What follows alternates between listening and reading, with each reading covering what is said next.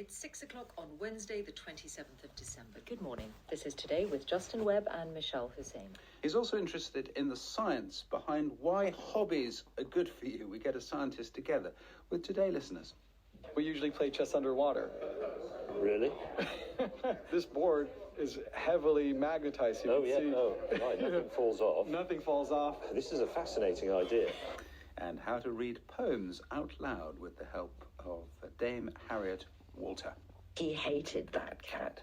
He watched it sit, a buzzing machine of soft When plants. you're reading it, you underline the gear changes so that you're prepared for them and you don't run over them. Well, BBC News is read this morning by Jane Steele. Hello, I'm James May, and you're listening to highlights of my guest edit of the Today programme. For my programme, I wanted to look at the future of driverless cars, where the British tea culture is being eroded by coffee, and I asked for the Today team to arrange a poetry lesson for me. But first, hobbies. I've often thought that hobbies might be good for your well-being, so my Today guest edit seemed like the perfect opportunity to find out if that was true. We set up a special hobbying evening with some Today programme listeners. Hello everybody, welcome to the Today programme Hobby Pop-Up Amnesty. It's a safe place. We were going to do this in a pub, but we thought you might not feel safe in a pub. Everybody here is a hobbyist of some sort. You can speak your mind, and most particularly you can tell me why hobbies benefit your life, because that's what we're interested in. We're investigating whether hobbies are, as some people see them, a bit of a pointless, sad, dead end, or if, in actual fact, they are extremely good for our mental and physical health, which I'm sure you would agree with, otherwise you wouldn't be doing it. But we're going to find out exactly why you think that. So please begin hobbying, and I will make my way around the room. Thank you for coming.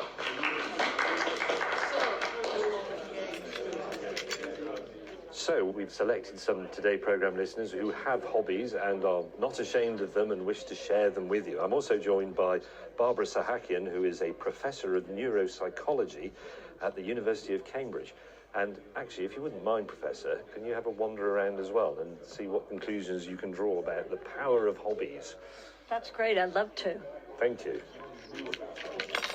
Now, scratch building models of World War I light railways. very specific. Very, very specific. There's some encouraging things on your table here. You've got a vernier caliper, which means you're making things very precisely.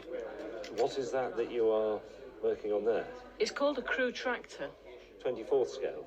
No, it's No? 1 to 32nd. And how long will it take you to complete? Some models can take years. Yeah, it looks like it's going to take years. It can't because I've got a deadline. Oh, really? No. If I didn't have deadlines, we won't get anything finished. What do you Last do 10 years. in your, I'm going to say, in your normal life? In my normal life. I'm a licensed lay minister in the Church of England. It's a nice break from weddings and funerals and all that.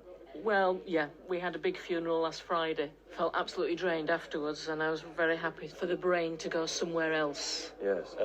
Your soldering's better than mine. Soldering is difficult. Hello. Lovely to meet you. I'm And Jo. you, Joe.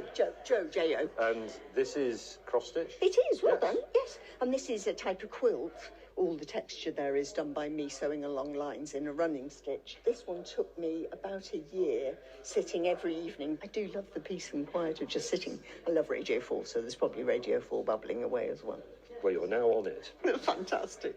Well, I'm just moving over here to a table with some small miniatures. I believe you must be Malcolm Childs of Models for Heroes. Is that correct? That's right, hi. And you use model making, donated models, I think, mainly, to help with mental and indeed physical health. Yeah, absolutely. Last year we did 2,000 hours of meaningful activity recorded, and we send out about 10 boxes to 15 boxes a week. Our Zoom sessions have 6 to 10 people on them every day.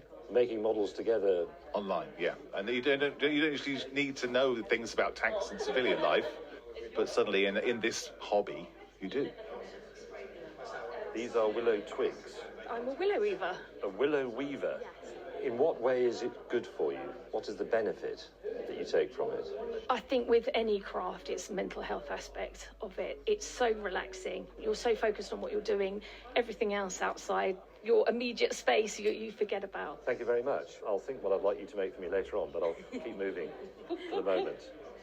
Here we have I am Brendan, and yes, I'm representing the art of origami. a very small origami. Very, very small origami, yeah. I've got that in the palm of my hand, and I'd say it's about 12 millimetres long at the most, from head to tail. And how many folds are in that? Oh, you got me on the spot there. I'm not really sure. It's probably a 20, 30 or so. Once you've memorised a model, then the whole process is completely different, and it is. It's like mindfulness. It's very, very relaxing.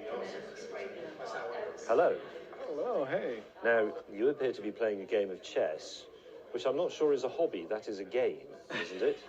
Well, I guess it's a game and a hobby, but this is the best we can do because our hobby is hard to simulate here because we usually play chess underwater. Really? This board is heavily magnetized. You Oh, can yeah. see. Oh, right. Nothing falls off. Nothing falls off. This is a fascinating idea.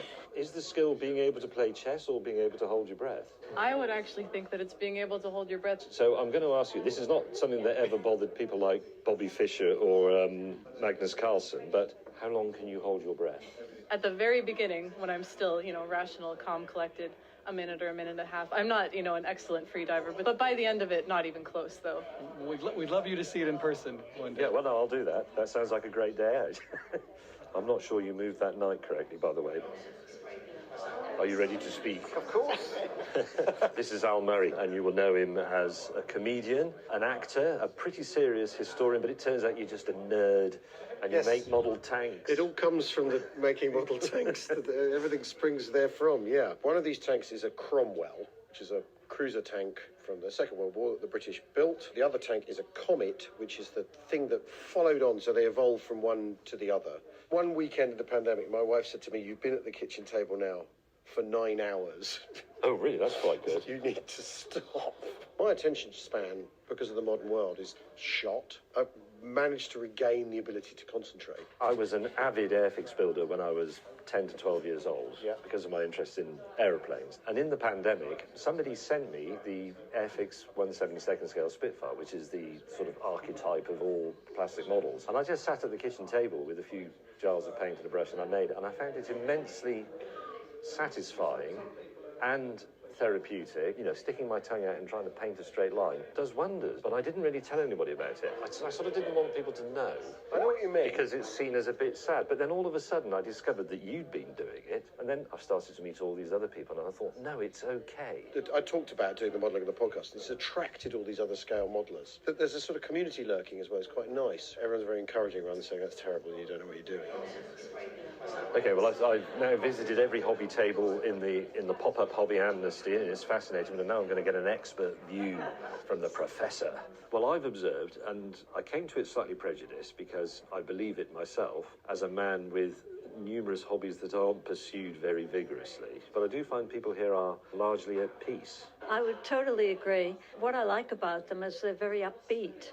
And they're very social people, so they're either part of a society or they go out into competitions and they meet people there. It's really great because one problem has been of people getting socially isolated, but if you have a hobby, it's really good fun to talk about it too. You know quite a lot about the actual psychological benefits of things like hobbies. Could you tell us a bit about what you found out? Talking to everybody, I think one major thing comes out is the enjoyment and the pleasure, which is so important.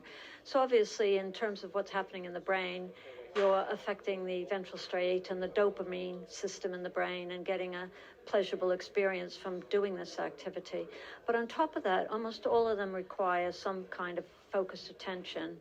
With these things where you're working on quilts or you're doing something else, you get frontal parietal activity, and attentional network is activated. And then on top of that, often it requires memory. And then the people who are doing this swimming in the pool and doing the chess underneath, they also have the physical aspect. I also think sometimes having a hobby, especially a practical hobby, is a connection with the joy and innocence of childhood. I think there's something to that. The interesting thing is that for older people above the age of 65, it actually is really good for cognitive aging. So it keeps your mind active and you age better cognitively. Hobbies are good for us. This is what we've learned. I knew they would be. What a relief.